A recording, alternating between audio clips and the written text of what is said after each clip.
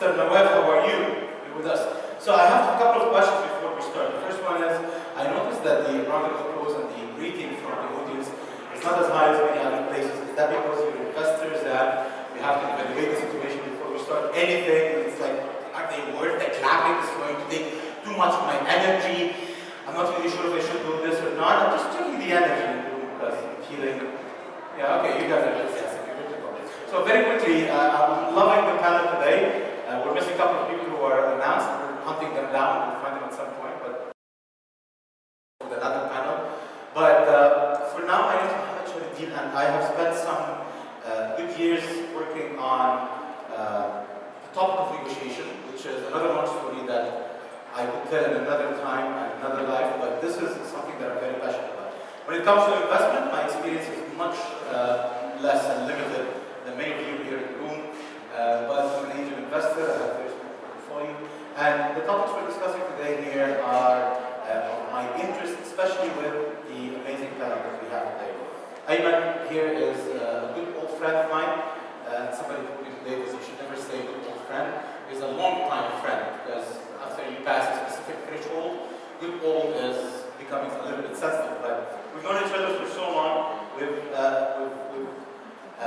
had different endeavors together, and I really trust his mindset in so many ways, and he wears several hats. And I want to start with you, Ayman, because also, please, let's share with people a little bit of your hats. And I think you're an academic, and then from academic, investor, board of several startups that you're investing in, right? And most importantly, he is the founder of one of the most prominent entities in the ecosystem, which is AlKoheji.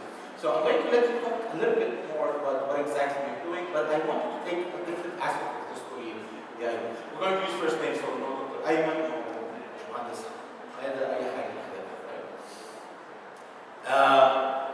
Now, when it comes to the negotiation aspect, as you go through the process, I always say the hardest part of the negotiation is not the negotiation itself, but starting the negotiation, getting people on the table, and then you go through the term sheet.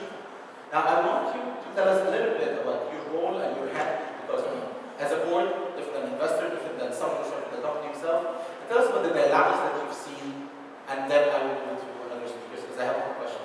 Yes, sir. Okay, so welcome everybody, and really happy to be with you.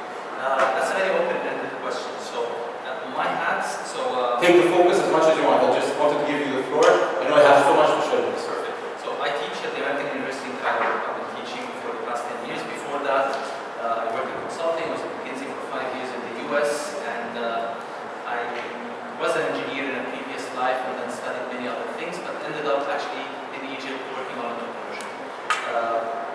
8 years ago, I started the AC Venture Lab. Today, we have supported around 150 startups. One of them is with our first unicorn, and about 1/3 of them have raised seed rounds or Series A rounds, and about 60-something percent, 2/3 of them roughly are still alive. So we're very happy with the numbers. So I've worked a lot with those types of startups and discussions, helping them while they're raising, sometimes in the middle of negotiations, sometimes they share a term sheet with me and I tell them, no, this is great, this is lousy, don't go there. So that's one side. Personally, I've been involved in several companies. A couple of them are in fintech, and they're doing fantastic. One is in logistics, last mile delivery. Getting into one right now related to cloud kitchens. So I'm not wrong about the many hats. You probably have much more.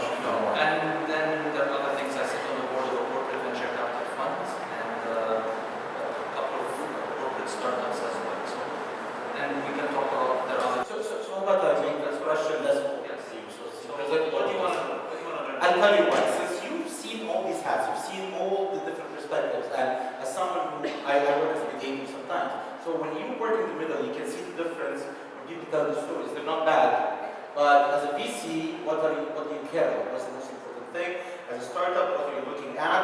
And then different stages and the different cultures. Now, you've been through all of this. How about you just give us, as fast as you can, what you diagnose as the issue when it comes to the different opinions that brings an impasse? So, in my mind, there are two types of negotiations when it comes to investments. There's one where you have a seasoned investor and a seasoned entrepreneur. They know what they know what should be there in the term sheet. It's a very simple transaction. They can negotiate it up and down. Everybody's trying to push towards his agenda, but they really know what the deal should look like, and it's a matter of do I like what I have on the table or do I not like it, and it's a very simple thing. The tough one is when you have an inexperienced entrepreneur, and actually the worst one is when you have an inexperienced investor. Because that's when they are trying to actually define the story from the beginning and reinvent the wheel. So they're looking at everything from scratch, and then that's when usually the big messes happening. If people know what they're doing, it's a matter of what 10% or 11% or 12%, a million or like 800 or 900. Well, we find a nice place, we don't find a nice place. Thank you so much. Deal no deal. And you might put some levers, you might do a little bit of negotiation tactics that you would love, but that's what it is. When you have people, especially investors, who don't have that experience of what are the parameters of a good deal, they're always afraid of getting the wrong thing. So it's rather than seasoned investors, they have this fear of missing out.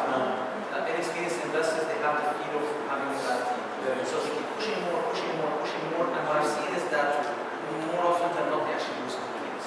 They lose good deals. Yeah. Because they're trying to get a little bit extra, they always feel that they can squeeze a little bit more. Yeah, and there's fear of the opportunity cost. Yeah, at the end of the day, when you're getting into a startup, you have one of those situations. This is going to be worth a lot of money, and in that case, 5.5 from 6 is not a big difference. You're going to make a lot of money. It's going to be worth 0, and in that case, 5.5 from 6 from 7 is not a big difference. So if you like the entrepreneur, you like the startup, you like the space, even if you can tweak you think you can tweak the deal, then it doesn't matter. Tweak a little bit as much as you can. If you don't like the deal, get out and don't listen to it. And it has to do, a lot of it has to do with experience of how seasoned the investors are. How many of you are familiar with the concept of anchoring? Like during the negotiation process, one of the dilemmas of the negotiation is anchoring, and it's very related to what you're saying.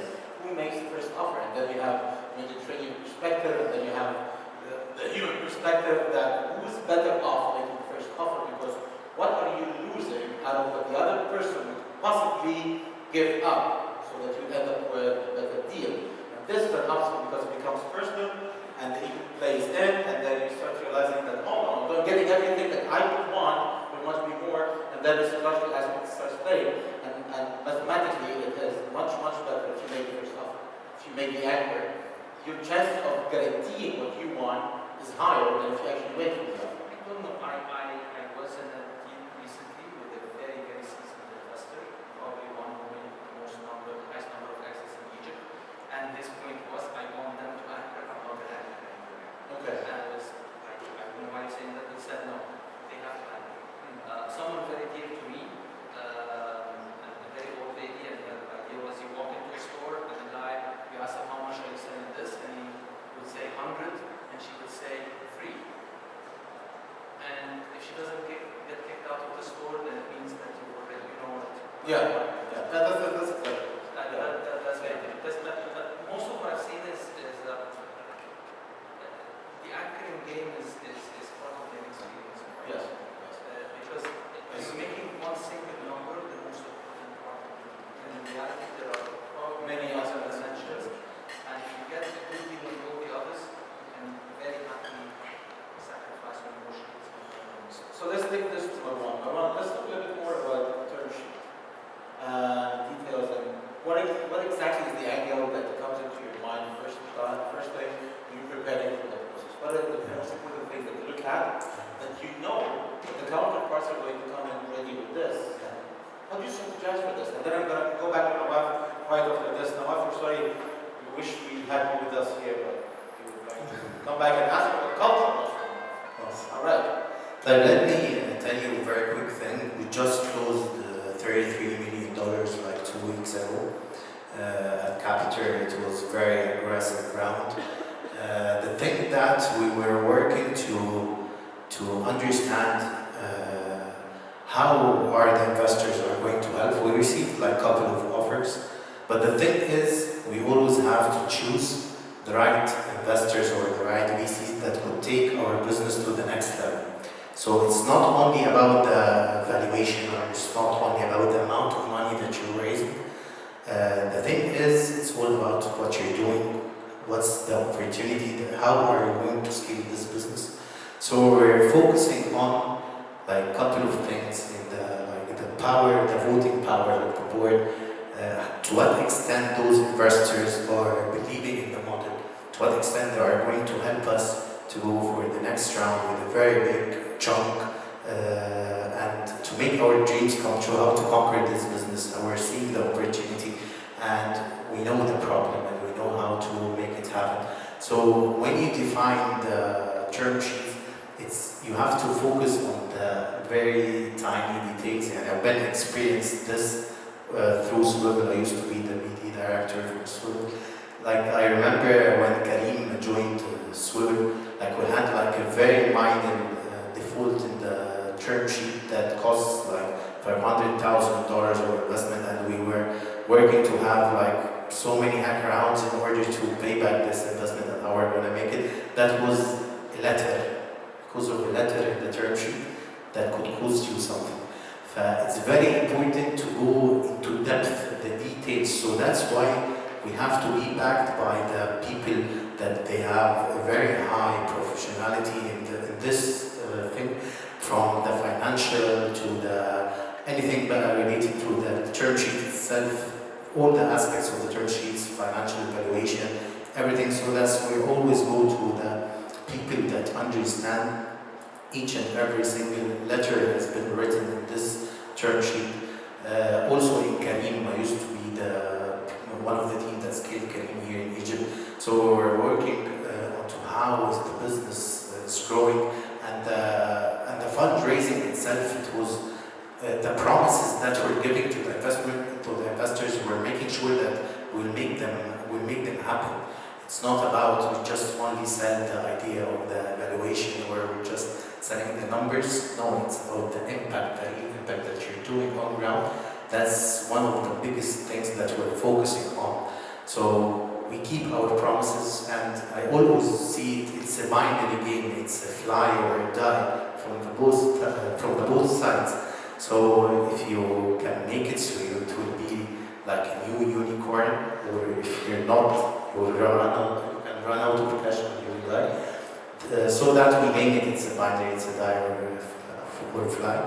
At this point, now we're doing like, we're choosing the right investor. It's so hard to do this in order to understand that these investors are going to have your back. They're pushing you to the next level.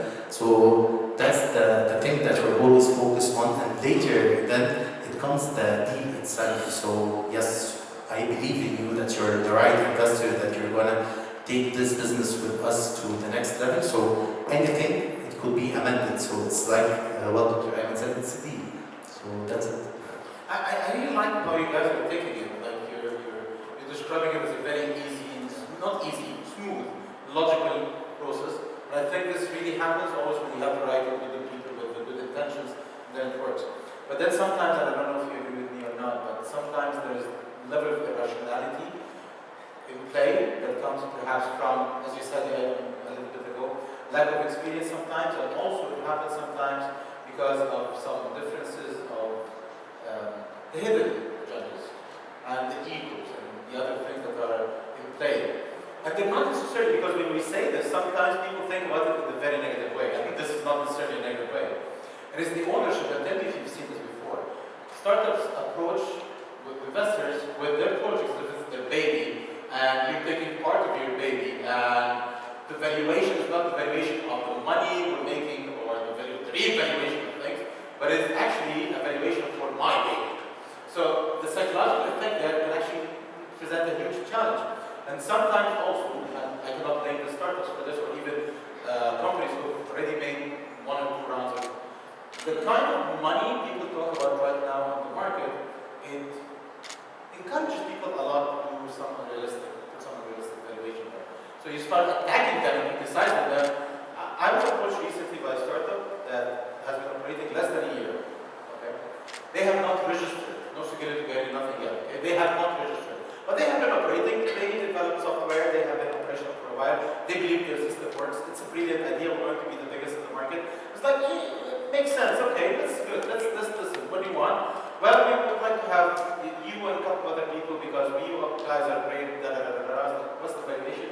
£25 million. Alright?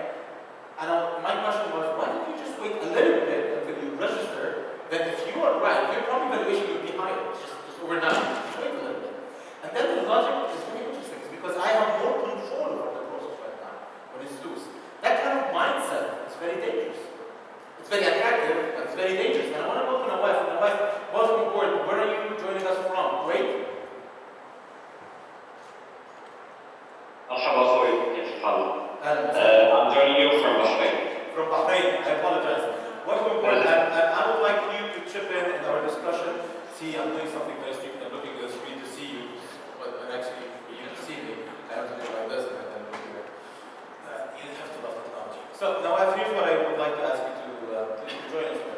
You've been hearing the kind of discussion we've been having so far. I would like you to bring your 2 cents on board and tell us what are the experiences and the most important traps you have faced in your experience before. And I would like to ask you, I think the discussion from all the panelists is related to the culture aspect. And I'm not bringing this to the culture aspect because Nawaf is joining us internationally, but it happens everywhere. When I say cultural differences, it could be the nationality or the geography, it could be the gender, it could be the experience, a lot of things. How the culture plays in there. Nawaf, how about we give you the floor a little bit and share with us your experience? Thank you very much. I'm very excited to be in your prestigious panel. So basically, let me just give you a background of what I do.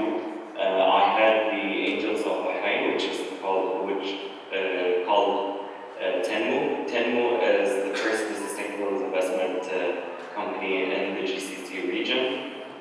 We've been visible and active since 2011. And alhamdulillah, we've done 25 investments so far. We're angels, so our investment model is a bit different. So I think what we do is we stick with our investment thesis. If our investment thesis says this is the cap, this is the valuation cap, we take equity between this and that. So we kind of bring in the startup on the same level. What we also would like to see is that we collaborate with accelerators and other angels in Bahrain, so for us to have the same level of or agree on the same on the same investment amount, on the same evaluation amount, on the ticket sizes and all. So once startups graduate from accelerators, we know exactly how much they're evaluated at, and then we set the tone. And also what we look at is whether are we going to go in with equity or a safe note agreement. So that's a differentiation by itself. Because if you're going on equity, then you're like, this is what we're going to give, and this is our offer. But with the safe note, it's like we're looking at the future more on how much it will convert and whether the startup will convert on this amount. And then we're flexible. We're like, okay, so if this is your cap, then we will come in with this amount. Culturally, Bahrain is a really small market. So you've been basically Bahraini companies, Excuse me? You've been investing, or the kind of interaction you had so far has been with Bahraini companies, right? This is because our shareholders only invest in Bahraini startups. So whoever is going to be in the market, we either talk to or invested in or we know about. So since Bahrain is small, we all talk to each other, the different stakeholders in the community. Yeah, that makes sense. Right? Yeah, that's right. So I want to go back to all the panelists, and I want to ask about the moment of an impasse. When things are going and you think everybody has done their homework and things are going well, but then there are a couple of issues, they escalate, and then you are hitting an impasse. What are usually your techniques, and what do you do when you get to that point? If you ever got there. Okay, for the moment of impasse? Yeah. I mean, we've been talking for, I don't know, a few months, a year or two. We've been agreeing on 80% of the stuff, but we are in a moment where we have an impasse. And I think everybody in the room, and Ayman they just mentioned it, it's never about one thing. It's never about just the price. There are many other aspects mentioned and not mentioned.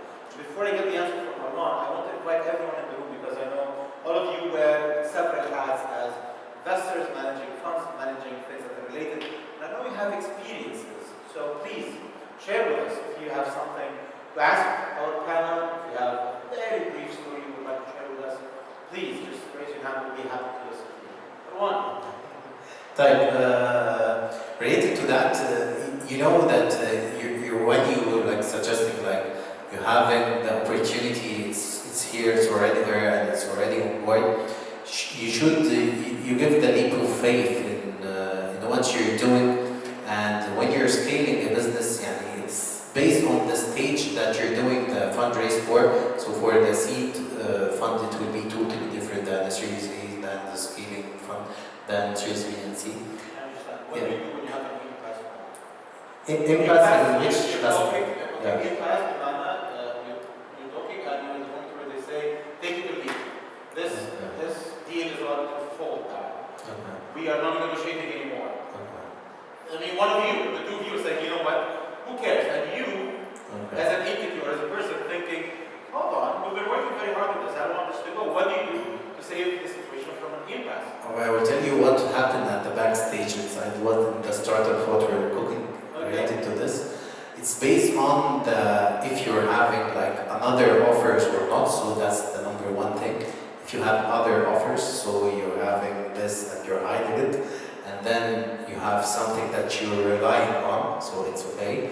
So the thing is, if you're loving the investor and the relation is very good and you believe that there are other aspects than the financial aspect that will take this business the way you're dreaming, and it will help you to put you in the next level, so you can give it a shot and you can take the deal.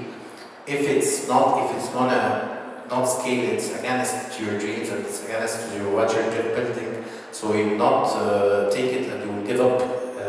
And at a certain stage, and for now, for what the country is living here, actually, I do believe that the region is living the best moments. In Egypt, actually, the new investors that entering the market is so huge. We have like new VCs. We actually at Capiter, we have a VC called Capiter. They are for the first time to invest in the region. So they are interested in the market when they see the market. So you have like now the demand is much over than for what. So at the end we're filtering the demand. It does affect the process. Yes, it affects the process. Sure. During an impasse as well. Yeah. Ayman, what happens? You know exactly the moment I'm talking about. I know that moment, and let me actually give you a better example. Yes. Stories of failures where we're actually not able to. So the impasse actually was an impasse. Yes, it was. One of them, one of them was a very large company wanting to make investment/acquisition of another company.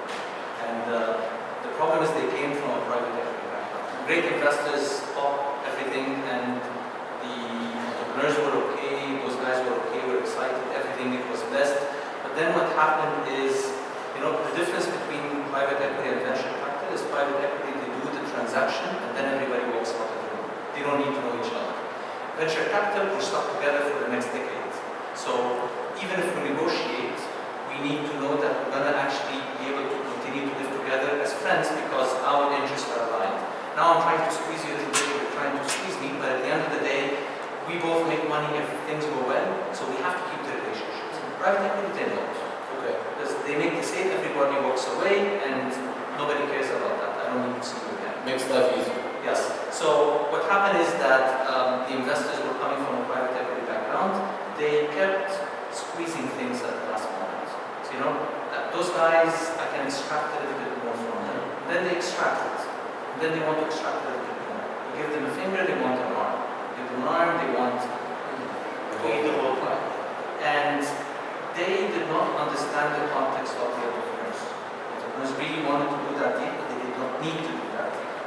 So they kept squeezing, and the guys were saying, okay, we can live with that, Until at some point in time, they got to the point where they said, we're sick and tired of this, deal's off. And the guy said, okay, I will step back. And no, deal's off. This was a deal in the making, 100+ year. And substantial investment, and everything was there.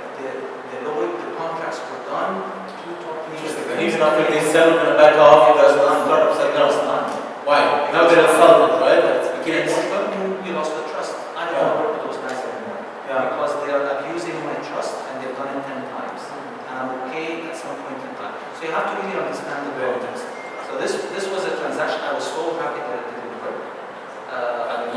it's not confidential, what was your goal in it? I was on the side of the startup. Oh, this one, okay. Yes. Alright, very good. And I was not excited. You were not excited? But they said it's a good deal, and we continued all the way. Very good. And at the end, they said, you don't want to work with those guys. It was no longer about the team. It was about the team. Yeah. Now, I know you have more stories like these. Do you have any story where you saved an impasse?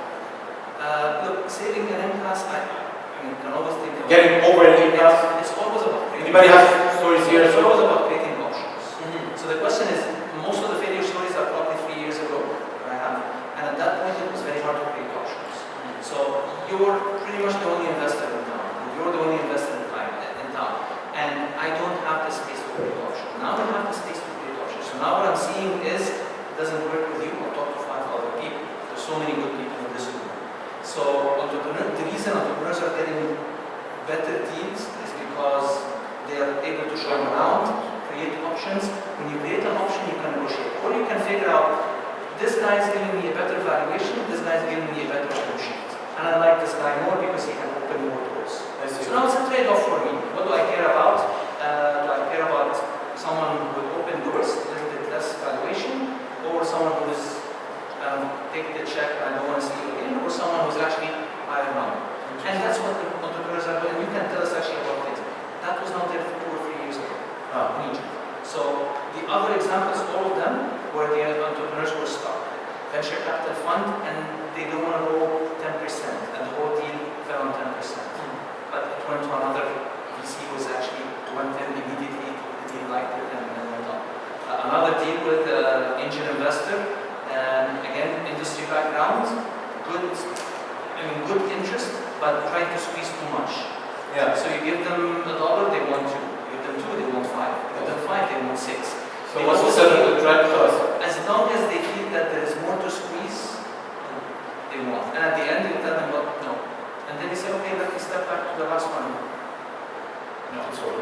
So it's very important to understand that there is something about the money, something about the terms, and there's something about the relationship. And trust and working with.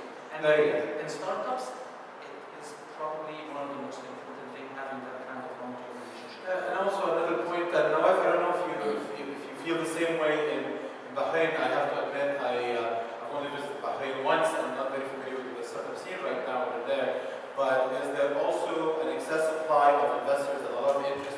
Are options being created so that the startups would have the benefit of moving from one to another, like it's happening, as I described now, in Egypt, or it is a challenge for them when they have to just keep the option that they have? While I listen from your interaction, we have a few more minutes, guys, and I would still like to hear questions from you, stories from you, ideas, anything, just anything that pops in your mind, and then listen to Nawaf and then come back to you. Yes, Nawaf, what do you think? How do you feel about this?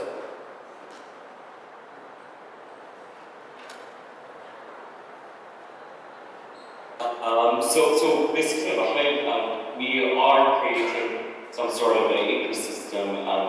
We're very nascent in developing our ecosystem. In terms of investors, there are limited amount of investors in Bahrain.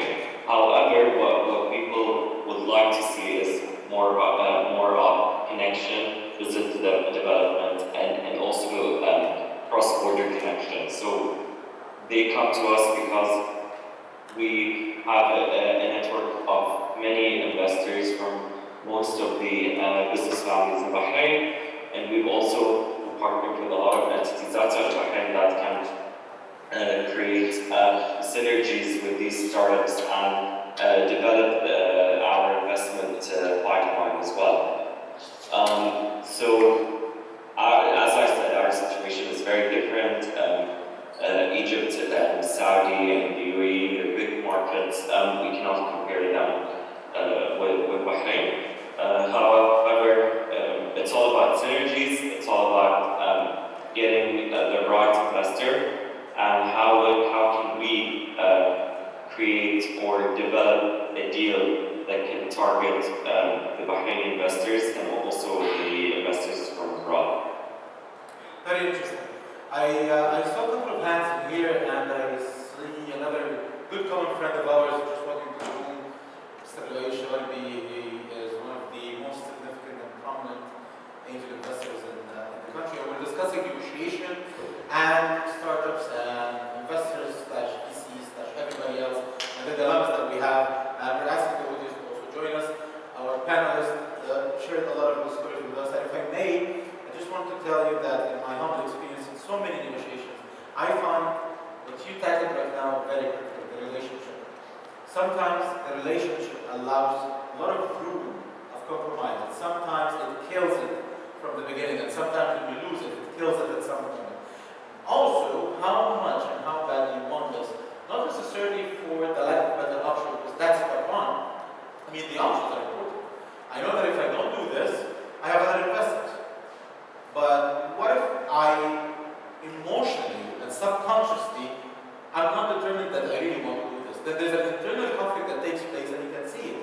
Whether you really want to do this. You're saying, yes, I'm out of the market. I want to get a fundraising. I will give you part of my company. But internally, this is not happening. So what happens here is you have an irrational escalation because you are becoming irrational. And you stop it. So I was recently part of a negotiation where there was inside information that came, sometimes in backdoor channels. People send me, like, I'm not going to tell you anything, we'll stop here and Then there's the backdoor channel where they say, listen, just go down on this specific item. Just 10%. No. Okay, just 5%. No.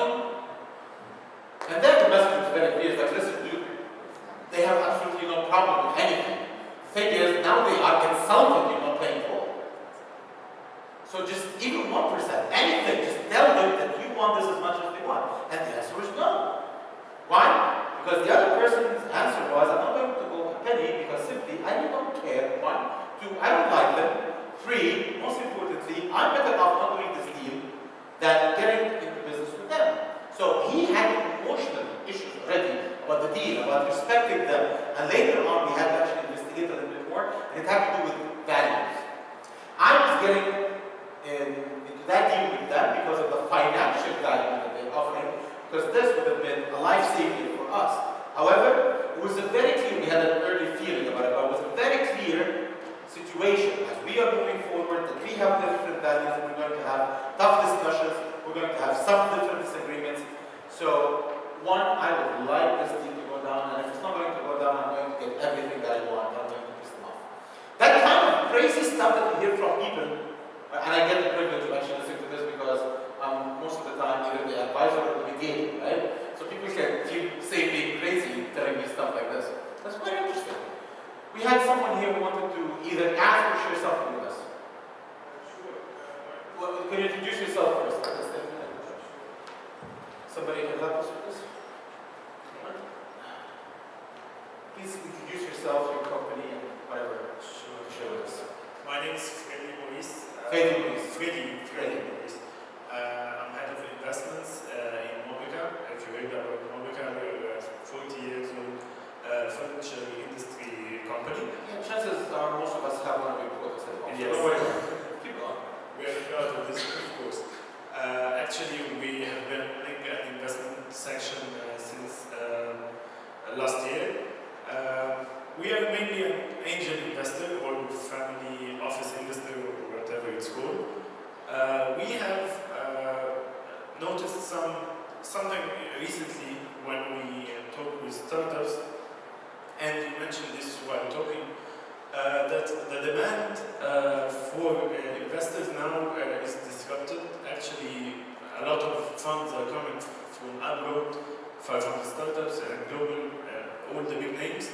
The question here is, we find that valuations are based on, let's say, different things, different aspects. Everyone is selling just because he is able to find another investor that is providing this number or this figure. So my question here is how you, if a startup comes to you and just pitch their startup, their idea, how do you verify the real value of this presentation of this idea? May be fantastic. How do you base your investment strategy? How do you pick those startups so as to think that yes, there is a real value in these startups? Are you saying that they became very professional in preparing the presentation and the pitch? They know exactly what happens, and then they do it. How do you differentiate between the real ones and the fake ones? Exactly.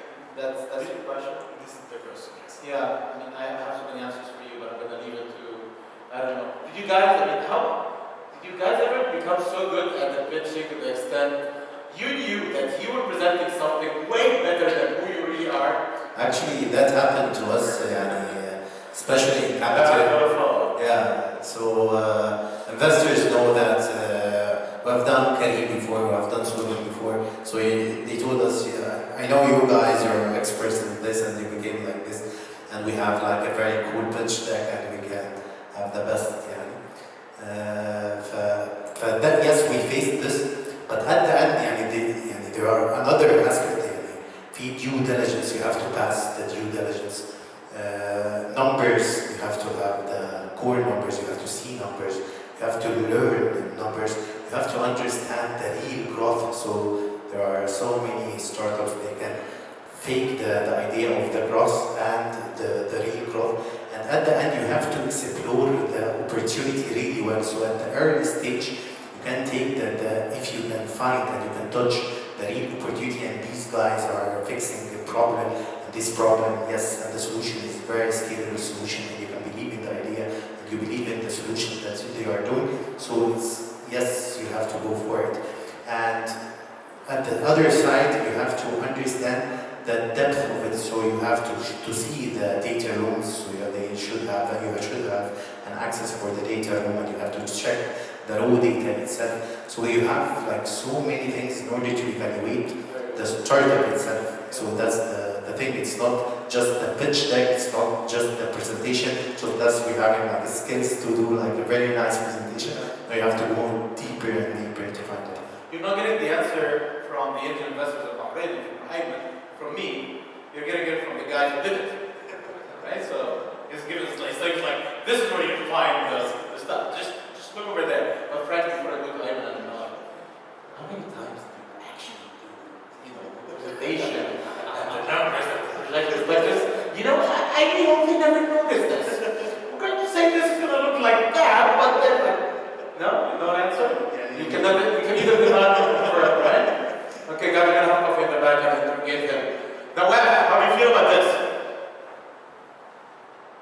How do you catch the fake? How do you catch the overrated? How do you realize that this presentation really makes sense? These numbers really make sense. These guys are professional presenters, pitchers who have been all over the city and know what to do. What's your cue?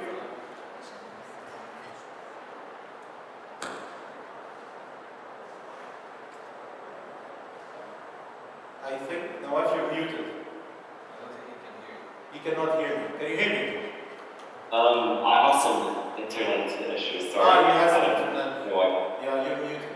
Okay, so my question again, if you have an input regarding how you differentiate when people presenting to you a presentation or numbers, they're so good, you're not really sure if these are authentic or not. The presentation is way bigger or better than what the business would really be.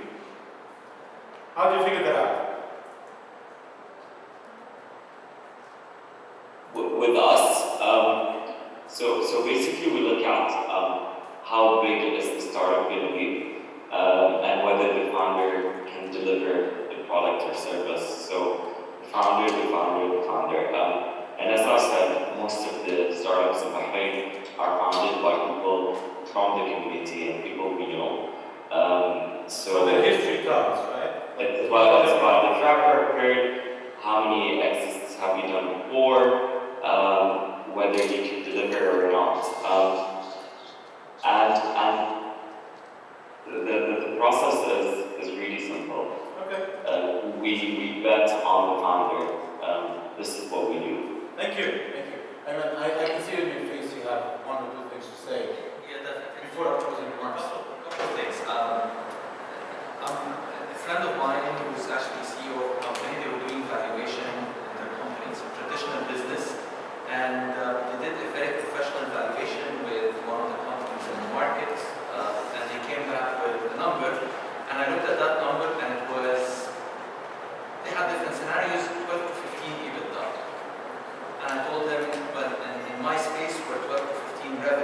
They said, do you mean EBITDA?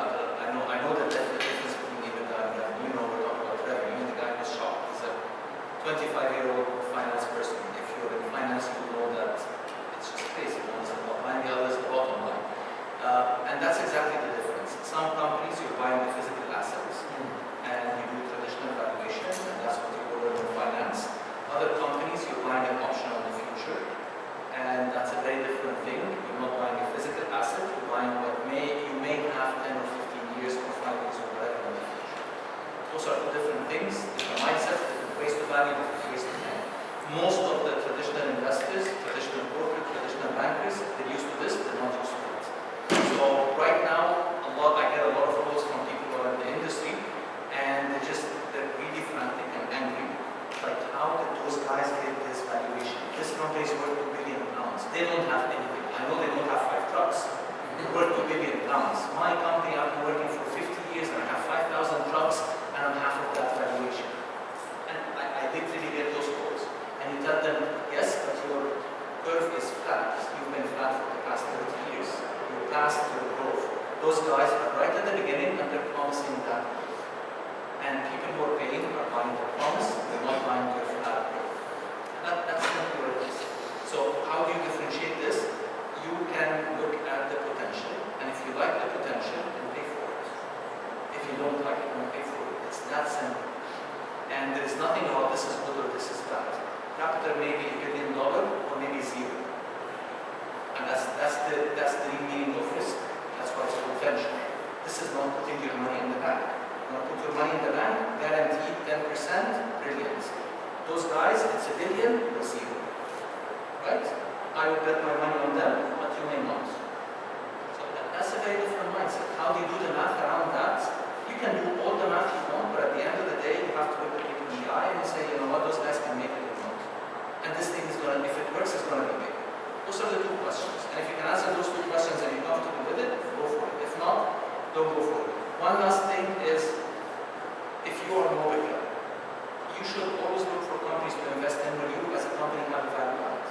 So it's not just you're not the kind of the bag of money, because other people can offer better money.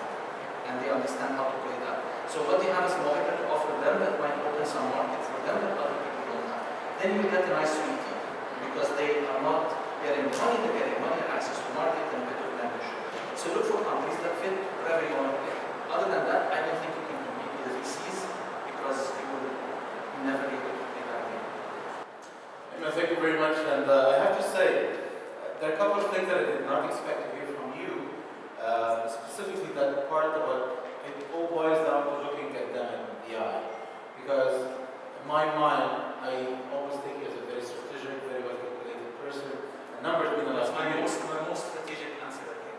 No, that's really amazing. I mean, I'm not disagreeing. On the contrary, I totally agree. I mean, there's this part. I mean, when you talk to negotiators everywhere, but any aspect, they will tell you, this is the checklist, this is what we do, and this is what should be done. And of course, there are many books about all of that. Like, do your homework, do your math, hire your analyst, hire someone actually like Ayman to make a point that no, it is actually 2 billion, not $500 million. You can do all of this. But then it boils down to the human connection, the understanding of that person. You sit down and you feel the trust or not.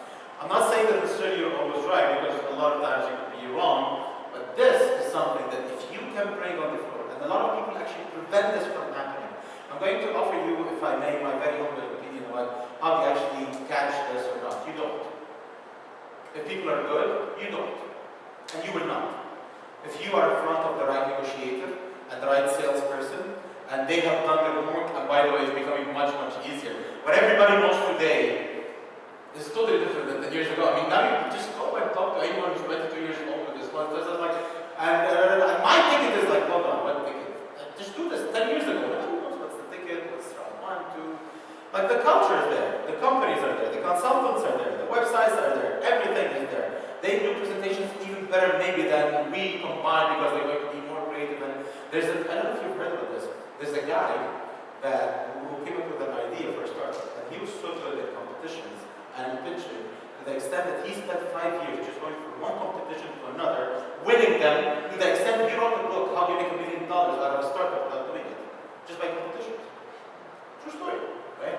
So when they do this, they do that. It boils down to your instinct and your experience, and you not being arrogant, and you not being stubborn and listening to people around you. Why? Because sometimes when you go through a negotiation for a long time, here's what happens. You build a connection. You build a rapport. And chances are, if you have been doing this for the last 6 months, whether you like them originally or not, by now they are connected to you. You got used to them. You got used to how annoying they are. There is something happening over there. What I would advise is actually bring a stranger into the room. Somebody who will judge and feel it and feel what exactly is happening. Feel the energy, feel the relation, who will tell you something. Trust someone. And then trust your experience, and then trust your guts. These are the things that really, really work. Alright? One last thing, if you cannot catch it in the beginning, you can catch it much earlier. And the problem is, when you walk in and you decide, I trust, I'm in, it's like a marriage. I'm all in. We don't have to check except after much, much longer. But in fact, if you do the checkup every now and then, much earlier, did we do this, did we get this milestone, are we done with this, did we achieve this, you realize exactly what's going on much earlier. People discover it much later because they keep it happening for 6 months, for a year, or 2 years. But if you catch it early, you might be able to save it or just get out of it if you can. Now, this lovely, annoying, amazing son of the time is up. It's really happening. We have to do something with the organizers because we need to change it. It's just gets into your subconscious.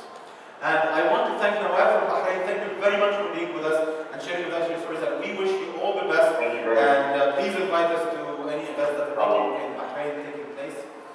Thank you. Thank you very much. We'll see you soon. Inshallah. Thank you, and hopefully next year you're with us.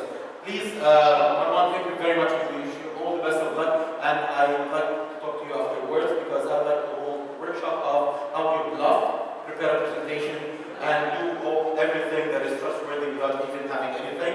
We're going to work about this, and I think everybody would like, if you'd like to join us, would be great. Ayman, always a pleasure seeing you. Really hope to see you before next Technical Summit.